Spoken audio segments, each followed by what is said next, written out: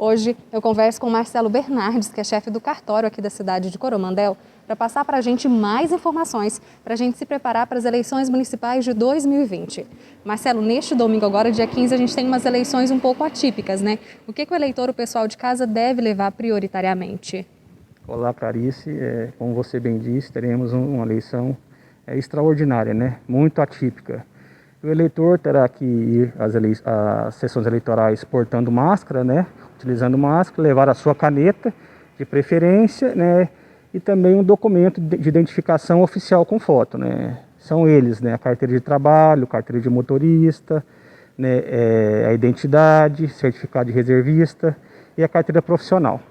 E também o seu título, né? Apesar do título não ser obrigatório, o eleitor deve levá-lo. Tanto o título impresso e também o título digital, né? Que é o aplicativo e-título, que lá tem todas as informações do eleitor. Lembrando que se o eleitor tiver realizado já a biometria, né, nos municípios de Coromandel ou de Abadia, basta ele levar o celular com o aplicativo e-título baixado. Aí não precisa levar nenhum documento de identificação oficial com foto.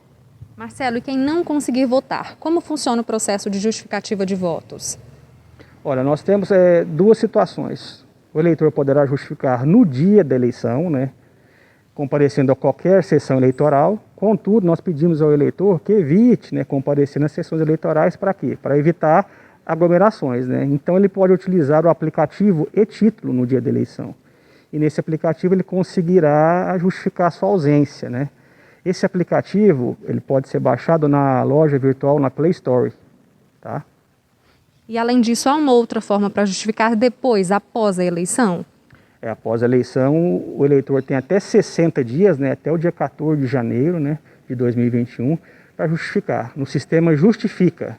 É só ele acessar o site do TSE. E também no próprio aplicativo e-título. Ele também vai conseguir justificar após a eleição. Só que nesse caso, ele vai ter que juntar documentos comprovando por que ele se ausentou, por que ele não votou. Marcelo, e quem neste momento de pandemia está em casa e não se sente seguro para realizar a votação, precisa justificar a ausência? Conforme orientações do TSE, né, o eleitor que tiver com sintomas, né, em até 14 dias antes da eleição, ou seja, até desde o dia 1º de novembro, ele não deve comparecer à sessão eleitoral, contudo, ele deve realizar a sua justificativa.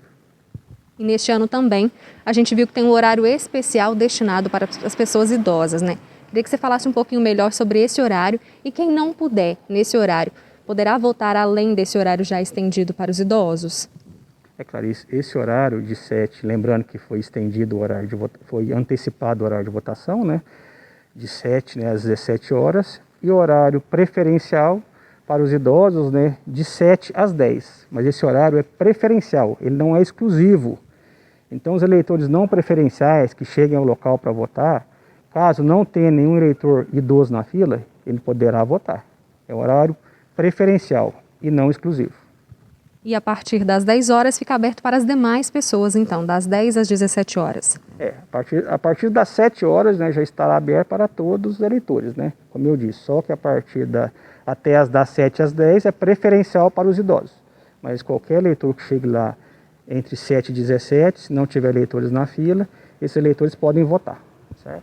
Certinho, Marcelo. E para quem não votou e infelizmente não justificar o seu voto, quais são as principais consequências para este eleitor que está apto a votar nas eleições municipais de 2020? Clarice, o eleitor que não votar e não justificar em 3 eleições consecutivas, aí ele terá o seu título cancelado. Agora o eleitor que ficar sem votar em uma eleição, ou até em 5, 6 eleições que não sejam consecutivas, ele vai ficar sem quitação eleitoral. E o que isso acarreta?